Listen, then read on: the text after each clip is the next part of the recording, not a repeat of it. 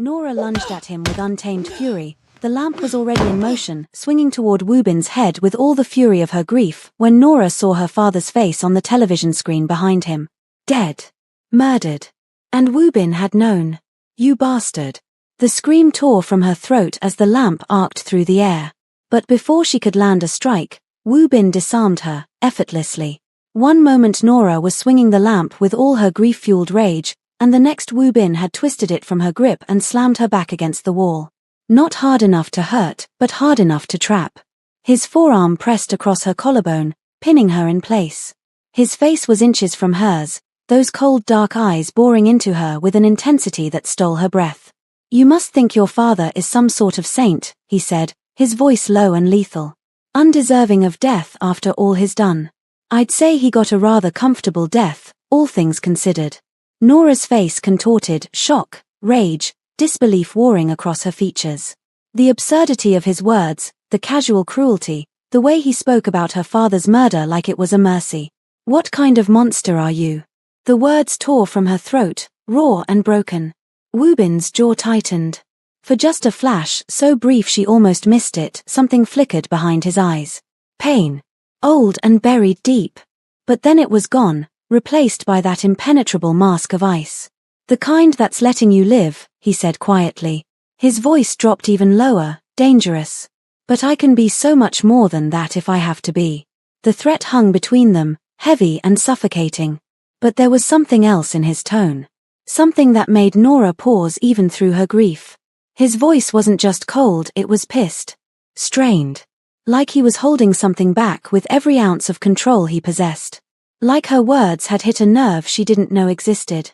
He released her abruptly and stepped back, adjusting his cuffs with sharp, precise movements. The cool mask slid back into place as if it had never cracked. Cry it out, he said, his tone returning to that businesslike detachment. We have a gala tonight.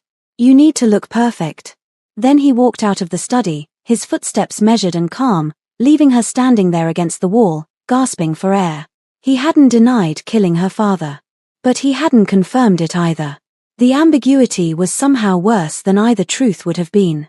Nora's legs gave out. She slid down the wall until she hit the floor, her body folding in on itself as the sobs finally broke free. Huge, wrenching sounds that tore from somewhere deep in her chest. She cried for her father, complicated and distant as he'd been. She cried for herself, for the life she'd lost in the span of a single day. She cried for the sister who'd abandoned her and the future that had been stolen. She cursed her fate. Cursed the invitation that had brought her here. Cursed her father for whatever he'd done that had led to this nightmare. Cursed herself for being naive enough to think attending a wedding would be simple. If only she'd known. If only she'd seen this coming. Her life had been turned upside down and inside out in less than 48 hours, and now her father was dead, murdered, and she'd never get answers. Never understand what debt he'd incurred or why she was paying the price for it. The tears came until there were no more left. Until her throat was raw and her eyes were swollen and her body was so exhausted it simply shut down. She didn't remember closing her eyes. Didn't remember sleep claiming her there on the cold study floor. But when she woke, everything had changed. The first thing Nora registered was softness. Not the hard floor beneath her cheek, but a mattress. Pillows. The familiar scent of the guest room she'd been given. She blinked slowly, disoriented, her eyes gritty and painful from crying. Sunlight filtered through the floor-to-ceiling windows, afternoon light, golden and slanting. How long had she been out? Nora sat up carefully, her head pounding, her body aching like she'd been hit by a truck. She was on the bed. Still wearing the jeans and t-shirt from that morning, but someone had removed her shoes. A glass of water sat on the nightstand beside her, condensation beading on the outside. Fresh. Recently placed. She hadn't walked here. Which meant. The image materialized unbidden, Wu Bin, lifting her unconscious body from the study floor, carrying her down the hallway, placing her on the bed with care that contradicted every cold word he'd spoken. Nora shook her head, trying to dislodge the thought. It didn't matter.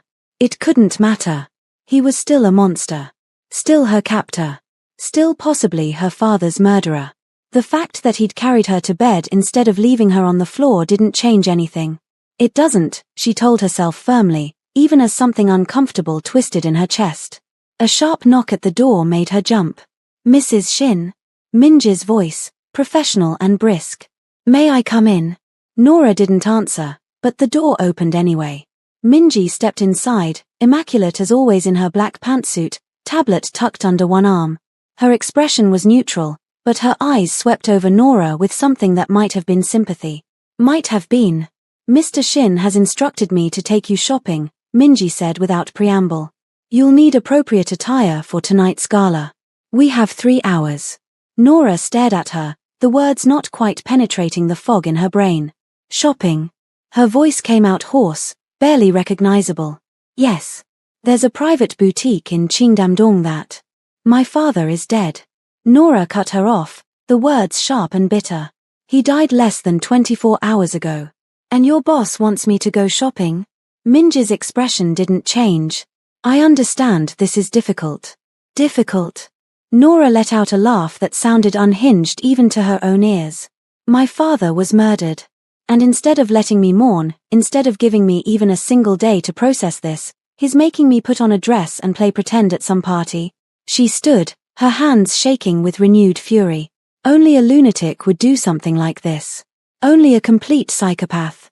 "Mrs. Shin." Minji's voice was sharp now, cutting through Nora's spiraling rage. "I understand you're grieving. But Mr. Shin's instructions are clear. You will attend the gala tonight. You will look appropriate. And you will play your role." "Or what?" Nora challenged. "He'll feed me to his wolves too." Minji was quiet for a long moment, studying her with those calculating eyes. "No," she said finally, and her voice was surprisingly gentle. "But there will be over 300 guests at tonight's event. Politicians, business leaders, people with connections to law enforcement, media, and international networks. If you want answers about your father's death, if you want to understand what you've been pulled into, that gala is where you'll find them." She paused, letting that sink in. "You can stay here and grieve alone in this penthouse, learning nothing, trapped with your questions. Or you can come with me, play the part Mr. Shin needs you to play, and start gathering the information you need to survive this. Your choice." Nora's anger faltered, replaced by something colder and more calculating. Minji was right. Sitting here drowning in grief and rage wouldn't give her answers. Wouldn't help her understand the blood debt or her father's role in all this. Wouldn't help her figure out who really killed him or why. But going to this gala, being in a room full of Seoul's elite, the same circles Woo Bin moved in, that was an opportunity. A chance to observe. To listen. To maybe, find a crack in the prison walls surrounding her. She met Minji's gaze, seeing a flicker of something almost like approval there. "Fine," Nora said, her voice flat. "Let's go shopping." But inside, a new resolve was hardening. If Woo Bin wanted her to play the perfect wife, she'd play the part. And while she was playing, she'd figure out exactly what game he was running and how to beat him at it. The shopping trip passed in a haze. Nora moved through it mechanically, her mind still replaying the study confrontation on an endless loop. The way Woo Bin had slammed her against the wall. The pain in his voice when she'd called him a monster. Her father's face on that news screen. He got a rather comfortable death, all things considered. What did that even mean? Minji guided her through Qingdamdong's luxury district with practiced efficiency. They stopped at a boutique Nora had only ever seen in magazines, the kind of place where a single dress cost more than she used to make in 6 months. The staff materialized the moment they arrived, and Nora realized with a jolt that the entire store was empty except for them. "Mr. Shin booked the boutique for the afternoon," Minji explained, as if chartering an entire luxury store was perfectly normal. "He thought you'd prefer privacy." Nora wanted to laugh. Or scream. She wasn't sure which. Woo Bin had cleared out one of the most expensive clothing lines in the world. For her. Hours after she tried to brain him with a lamp. Hours after learning her father was dead. The man was unfathomable. Dresses appeared in an endless stream: silk, satin, lace, designs so elegant they looked like wearable art. The staff fluttered around her with tape measures and pins, speaking in rapid Korean she couldn't follow. Minji translated occasionally, but mostly Nora just nodded and let herself be dressed and undressed like a doll. When they finally selected a gown midnight blue that somehow made her dark skin glow, With a neckline that was elegant without being revealing, Minji whisked her away to a luxury spa. Mr. Shin's instructions, was all she said. The spa was just as excessive. Private treatment rooms. Estheticians who worked in reverent silence. A massage that should have been relaxing but only made Nora more tense because she couldn't stop thinking. He was trying to soothe her. In his twisted, roundabout way, Woobin was trying to, what? Apologize. Comfort her. Make her feel better about being his prisoner. Everything he did confused her. Contradicted itself. He was cruel and cold one moment, then ordering spa treatments the next. He threatened her sister with wolves, then carried Nora to bed when she passed out from grief. She didn't understand him. And that terrified her almost as much as everything else. By the time Nora stood in front of the full-length mirror in her guest room, evening had fallen over Seoul. The woman looking back at her was unrecognizable. The midnight blue gown hugged her figure perfectly, the fabric shimmering subtly under the light. Her box braids had been styled into an elegant updo, a few artful strands framing her face. The makeup artists had worked magic, covering the evidence of her crying, making her eyes look luminous instead of swollen, painting her lips a deep wine red that matched the confidence she absolutely didn't feel. She looked like she belonged in Woobin's world. She looked like Mrs. Shin. The thought made her stomach turn. A knock at the door. Mrs. Shin? Mr. Shin is waiting. Nora took a breath, steadied herself, and opened the door. Woobin stood in the living room, and for a moment, they just stared at each other. He'd changed into a black tuxedo different from the wedding, somehow even more devastating. Everything about him was sharp, precise, dangerous. His hair was perfectly styled. His bow tie was immaculate. He looked like he'd stepped out of a magazine spread about Seoul's most powerful bachelors. But it was the way he was looking at her that made Nora's breath catch. His eyes moved over her slowly, taking in the dress, the styling, her face, and something shifted in his expression. The cold mask slipped, just for a heartbeat, and what she saw underneath made her pulse jump. Hunger. Raw, undisguised want. He looked at her like he wanted to devour her. Like she was the only thing in the room worth looking at. Like. Nora shook herself mentally. No. She was imagining things. Had to be. This was the same man who'd threatened her hours ago, who'd called her father's death comfortable. He couldn't possibly. You look appropriate, Woobin said, his voice carefully neutral again, the moment gone so quickly she wondered if she'd hallucinated it. Appropriate. Not beautiful. Not stunning. Appropriate. Of course. He crossed to her in 3 strides, close enough that she could smell his cologne, something expensive and subtly spiced. His hand came to rest on the small of her back, warm through the thin fabric of her dress. Don't do anything stupid, he said quietly, his lips close to her ear. And play along. It wasn't a request. Then he was guiding her toward the elevator, his hand never leaving her back, proprietary and possessive. Nora's mind spun with 1,000 retorts, but she swallowed them all. Play along, Minji had said. Gather information. Survive. She could do this. She had to do this. The charity gala was held at the Schiller Hotel's grand ballroom, and the moment Nora stepped inside, she understood exactly how far out of her depth she was. The space was breathtaking, soaring ceilings with crystal chandeliers the size of cars, marble floors polished to a mirror shine, floor-to-ceiling windows offering views of Seoul's glittering skyline. Everything dripped with wealth, the ice sculptures, the champagne towers, the live orchestra playing in the corner, the centerpieces that probably cost more than most people's monthly rent. But it was the people that made Nora's stomach drop. She recognized faces from news broadcasts. That politician who'd been in talks with the UN. That actress whose films had won international awards. That tech billionaire whose company was worth more than some country's GDP. CEOs in custom suits. Socialites in couture gowns. Old money and new money mingling with the ease of people who'd never worried about anything as mundane as a bank balance. These were the people who shaped the world with phone calls and signatures. And Nora was supposed to walk among them like she belonged. Woobin's hand tightened fractionally on her back, a warning or encouragement, she couldn't tell. Smile, he murmured. You're Mrs. Shin now. Act like it. Heads were already turning. Whispers following in their wake. Isn't that the one who replaced? Heard she's Nigerian. Wonder what happened to the other sister. Nora lifted her chin and forced her lips into something resembling a smile, even as her heart hammered against her ribs. Wu Bin guided her deeper into the ballroom with the confidence of someone who owned every room he entered. People parted for them automatically. Some nodded respectfully. Others openly stared. Shinsai, a middle-aged man in an expensive suit, approached, bowing slightly. Congratulations on your marriage. Thank you, Director Kim. Wu Bin's voice was smooth, perfectly polite. Allow me to introduce my wife, Nora. The man's eyes flickered over her with barely concealed curiosity. A pleasure, Mrs. Shin. Nora nodded, not trusting her voice. More introductions followed in rapid succession. Names and titles she couldn't possibly remember. Faces that blurred together. Everyone was polite, but she could feel their assessment. Their judgment.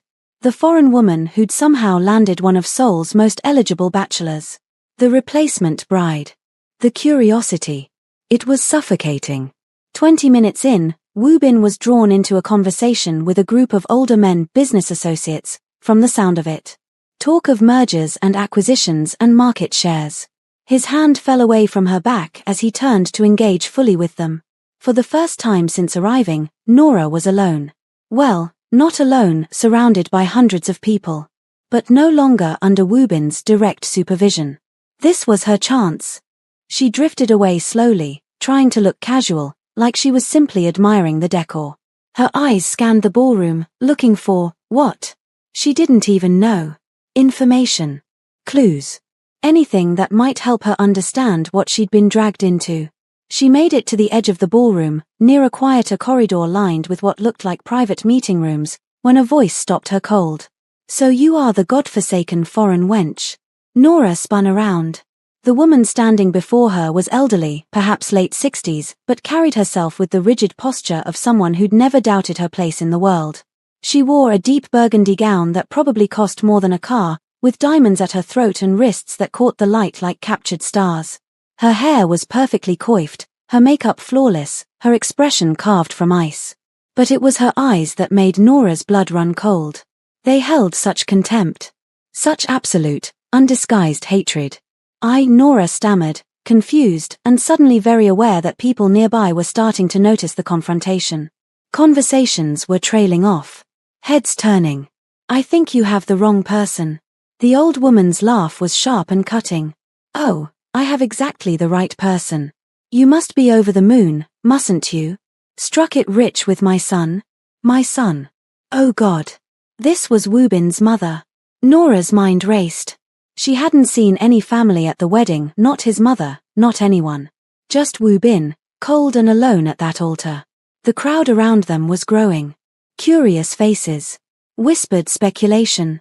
Nora felt heat crawling up her neck, embarrassment and confusion warring in her chest. I'm sorry, I don't, she tried again, keeping her voice polite, desperately trying to de-escalate. There's no misunderstanding. Madam Shin stepped closer, her voice rising just enough to ensure everyone nearby could hear. You're nothing but a cheap replacement. A substitution for the daughter who had the sense to run. And I'll make you regret ever stepping foot in my family. The ballroom had gone quiet now.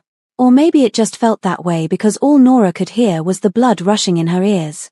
All she could feel was the weight of dozens, hundreds of eyes on her. Watching. Judging. She stood frozen, mortified, unsure what to do or say. How do you even respond to being publicly eviscerated by your husband's mother at your first social event? I'm glad I didn't bother attending that horrible event. The sight of watching such a girl marry my son would have given me nightmares. That's enough. The voice cut through the tension like a blade. Wu Bin. He materialized at Nora's side so quickly she hadn't even seen him approach. His hand found hers, warm, solid, steady, and suddenly she could breathe again. His face was carved from stone, but his eyes were cold fire. Wu Bin, his mother started, her expression shifting to something almost uncertain. She's my wife, he cut her off, his voice quiet but carrying across the now silent ballroom. And nothing is going to change that. Not you. Not anyone. He stepped forward slightly, still holding Nora's hand, positioning himself subtly between her and his mother. Be careful what you say, mother. His voice dropped even lower, dangerous. Or I'll forget you ever existed.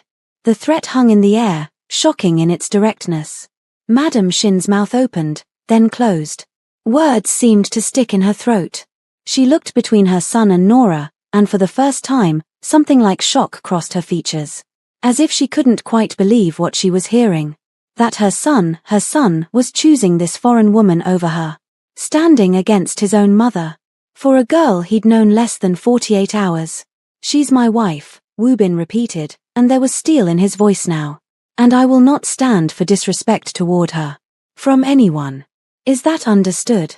The silence was deafening. His mother stood frozen, her face cycling through emotions Nora couldn't quite read: shock, anger, something that might have been hurt. But she said nothing. Did nothing.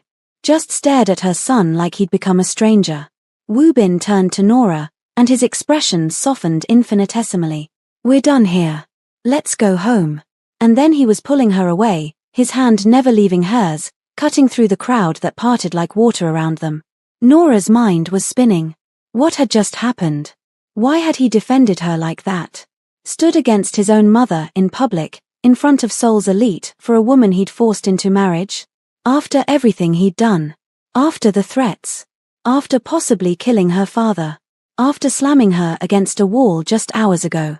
Why would he protect her now? Her chest felt tight. Emotions she couldn't name were churning inside her: confusion, gratitude, anger, something dangerously close to hope. He'd made her feel seen. Protected. Like she mattered. By the same man who'd stolen her life. The same monster who'd threatened to feed her sister to wolves. The contradiction was making her dizzy. They were in the elevator now, descending toward the parking garage.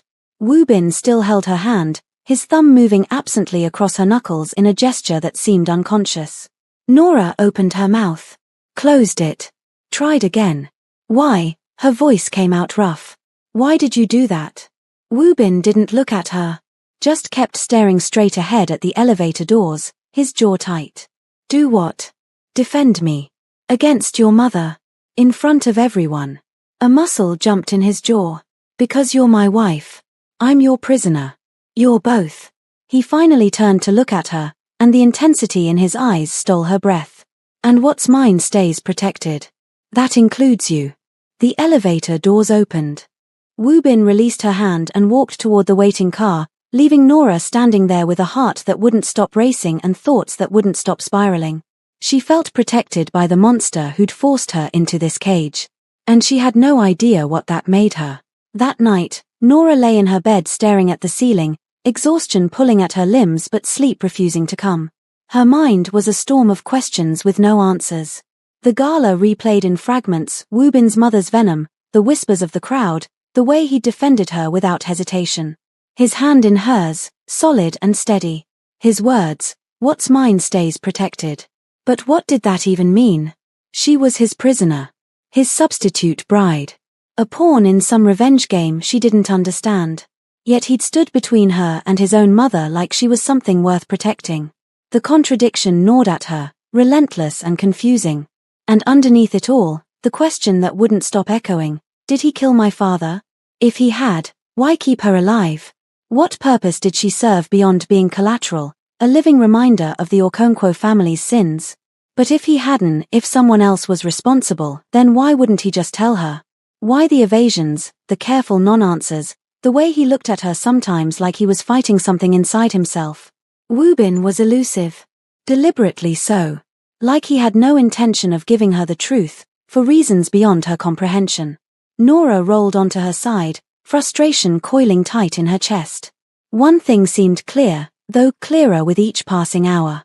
If he'd had anything to do with her father's death, he probably would have no reason keeping her alive. She'd be a loose end. A liability. Already buried in some unmarked grave like the men who'd attacked the penthouse. The thought should have been comforting. Instead, it just raised more questions. She must have dozed eventually, because when she opened her eyes again, the clock read 2:47 a.m. Her throat was dry, scratchy. She needed water. Nora slipped out of bed, padding barefoot across the carpet. She'd pulled on a silk robe over her sleep shorts and tank top, one of the many items that had mysteriously appeared in her closet over the past weeks. Everything in her size. Everything expensive. Everything chosen by someone who'd paid attention to what she might like. The penthouse was dark except for the city lights filtering through the massive windows. Seoul never truly slept. The glow from below painted everything in shades of blue and gold. Nora made her way down the hallway toward the kitchen, her footsteps silent on the plush carpet. The living room stretched before her, vast and empty, furniture casting long shadows. She turned the corner and froze. Woobin stood at the kitchen counter, shirtless. The breath left Nora's lungs in a soft gasp. She took an involuntary step backward, her brain short-circuiting. He was God. He was beautiful in a way that seemed almost unfair. Lean muscle defined every line of his torso, shoulders broad and strong, chest sculpted, abs that looked carved from marble. His skin was pale in the dim light, smooth except for a few scars she could just make out. Battle marks. Evidence of a life lived dangerously. He stood with his back partially to her, one hand wrapped around a coffee mug, his sweatpants riding low on his hips in a way that made her mouth go dry for reasons that had nothing to do with thirst. Nora's heart hammered. Heat flooded her face, her neck, spreading down her body like wildfire. What is wrong with you?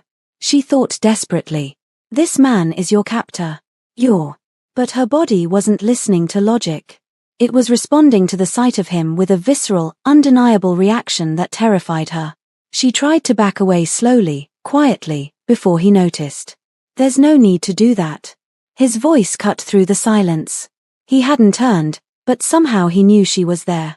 Woobin lifted his head slightly, and she caught his profile, sharp jawline, the elegant line of his neck.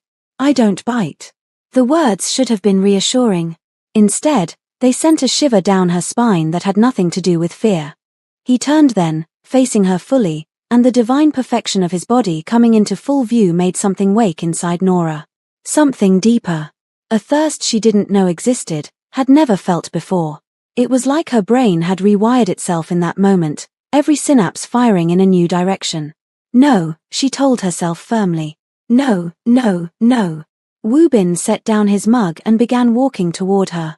Each step was measured, unhurried, predatory in its grace. Nora's pulse jumped. She tensed, every muscle in her body coiling tight. She should run. Should turn and flee back to her room and lock the door and forget she'd ever seen. Her heel caught the edge of the carpet. The world tilted. She was falling. And then he caught her. His arm wrapped around her waist, pulling her against him with effortless strength. Steadying her. His other hand came up to brace her shoulder. They were pressed together now. Her palms flat against his bare chest, feeling the heat of his skin, the steady beat of his heart beneath her fingers. His arm around her waist, holding her like she belonged there. A gasp escaped her lips. Careful, he murmured, and his voice was lower now, rougher. Nora looked up, and found his eyes fixed on her with an intensity that stole whatever breath she had left. Dark eyes. Unreadable. But burning with something she recognized because she felt it echoing in her own chest. He moved slowly, deliberately, pushing aside the braid that had fallen across her face. His fingers lingered, coming to rest on the side of her neck. His thumb traced the line of her jaw with a gentleness that contradicted everything she thought she knew about him. A forbidden sensation swept through every inch of her body. Electric. Overwhelming. Wrong and right at the same time. Are you okay? Woobin asked, and she could feel his words as much as hear them. The heat of his body seeping into hers, burning away rational thought. Nora nodded. She tried to speak, but the words were lost somewhere in the pit of her mind, drowned out by the thundering of her heart and the feeling of his hands on her skin. And then he did it. His lips landed softly against hers. The kiss was gentle. Testing. Like he was giving her a chance to pull away, to reject him, to remember all the reasons this was wrong. But Nora didn't resist. She wanted it. Wanted him, in a way that defied every logical thought in her head. He pulled back slightly, just enough to look at her, his eyes searching her face for something, permission, maybe, or confirmation that she wasn't about to shove him away. This time, Nora went in for the kiss. Her hands slid up his chest to his shoulders, pulling him closer. His arm tightened around her waist, his other hand threading into her braids. This kiss was deeper, longer, less gentle. There was hunger in it, his and hers, weeks of tension and confusion and proximity finally finding an outlet. When their lips finally parted, they were both breathing hard. His forehead rested against hers, and the tension that had been coiling between them since that first day seemed to unspool, replaced by something else. Something quieter but no less intense. Nora's mind was spinning. This was insane. She was kissing the man who'd forced her into marriage, who'd threatened her sister, who might have killed her father. "Why won't you tell me what happened to my father?" The words tumbled out in a soft breath before she could stop them. The shift was immediate. Woobin went still. The warmth in his expression iced over, replaced by that familiar guarded mask. He looked into her eyes, her determined, pleading eyes, and for a moment she thought she saw something crack. Like he wanted to tell her. Like the truth was right there, pressing against his lips, desperate to break free. But then he straightened, steadying her gently before stepping back. The loss of his warmth felt like a physical blow.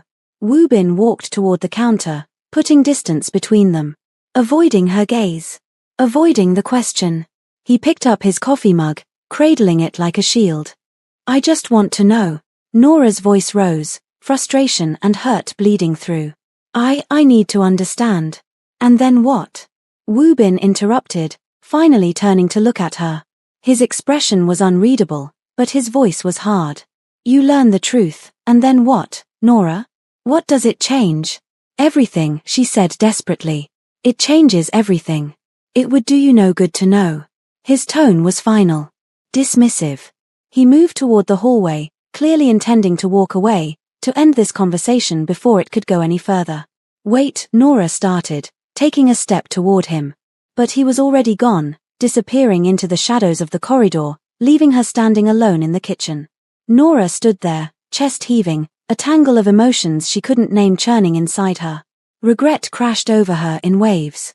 She'd ruined the moment. Shattered whatever fragile connection had formed between them with her desperate need for answers. She felt stupid. Foolish. For thinking that in a situation like this, trapped in a gilded cage with a man who held all the power, she could have both truth and, whatever that had been, comfort, desire, something almost like trust. But how could she trust him when he wouldn't even give her the most basic truth? What was he hiding? And why? She couldn't tell. But time would. It had to. The weeks that followed were strange. An odd couple navigating an odd relationship. Woobin didn't bring up the kitchen encounter, and neither did Nora. But something had shifted between them, subtle, almost imperceptible, but there nonetheless. He was still cold. Still controlled. Still gave her orders through Minji about appearances and schedules. But occasionally, she'd catch him watching her with an expression she couldn't read. Sometimes his hand would linger a moment too long when he helped her out of the car. Once, she'd fallen asleep on the couch reading, and she'd woken up covered with a blanket she definitely hadn't gotten herself. Small things. Insignificant things. Things that made her question everything she thought she knew about him. Minji became something like a friend, or at least, an ally. She taught Nora how to navigate Seoul's high society, how to deflect invasive questions at events, how to present herself as Mrs. Shin without losing herself entirely. They went shopping occasionally. Attended charity luncheons. Visited art galleries and exclusive boutiques. It was a life Nora never could have imagined. Surreal and suffocating and occasionally almost pleasant, in a way that made her feel guilty. Her father was dead. She was a prisoner. But sometimes, just sometimes, she almost forgot. The attack came on a Thursday afternoon. Nora and Minji had spent the morning at a boutique in Apgujeong, selecting pieces for an upcoming corporate event. The security detail that usually shadowed them had been reduced, just 2 men instead of the usual 4. Woobin had deemed it safe enough for a routine shopping trip. That was the mistake. They were walking back to the car, arms laden with shopping bags, Minji laughing at something Nora had said about the absurdity of $1,000 shoes. The van came out of nowhere. It screeched to a halt beside them, side door flying open. Men in black masks poured out, 3, 4, maybe more. Nora couldn't tell because everything was happening too fast. Woobin's security reacted immediately, reaching for weapons, shouting in Korean. But the attackers were faster. Gunshots cracked through the air. One of the guards went down. The other was slammed against the car, disarmed in seconds. Hands grabbed Nora, rough, brutal, dragging her toward the van. She screamed, fought, tried to dig her heels into the pavement, but there were too many of them. Nora, Minji's voice, desperate and terrified. More gunshots. Shouting. Chaos. And then Nora was being thrown into the van, her head slamming against the metal floor. Pain exploded through her skull. Her vision swam. She heard the door slam. Felt the van lurch into motion. Felt hands grabbing her again, rougher this time, shoving something over her head, fabric, a bag, plunging her into darkness. She couldn't see. Couldn't breathe properly. Panic clawed at her throat. Don't fight, a voice said in accented English. Make this harder and you die. Nora went limp, her mind racing even as her body stopped struggling. Woobin was right. The danger was real. And now she was being taken. By who? For what purpose? The van drove for what felt like hours but was probably only minutes. Nora tried to track the turns, tried to remember everything Woobin's security had taught her about abduction scenarios. But her head was throbbing. Her thoughts were scattered. And she was so scared. Finally, the van stopped. Hands grabbed her again, hauling her out. She stumbled, nearly fell, was half carried, half dragged across what felt like pavement, then through a door. The temperature changed, cooler. Inside somewhere. She was shoved into a chair. Her hands were zip-tied behind her back, the plastic cutting into her wrists. And then, silence. Footsteps. Someone walking around her. Circling. Nora's breath came in short, panicked gasps against the fabric covering her face. Please, she started, her voice muffled. Please, I don't. Sure. A woman's voice. Calm. Almost amused.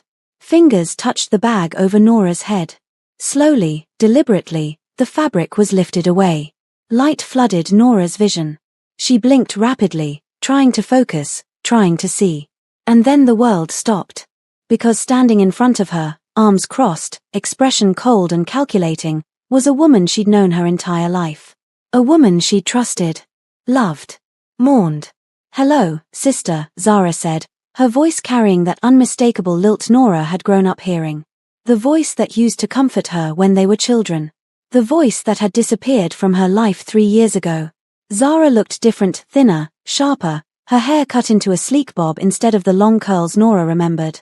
She wore all black, expensive and practical, and there was something hard in her eyes that hadn't been there before.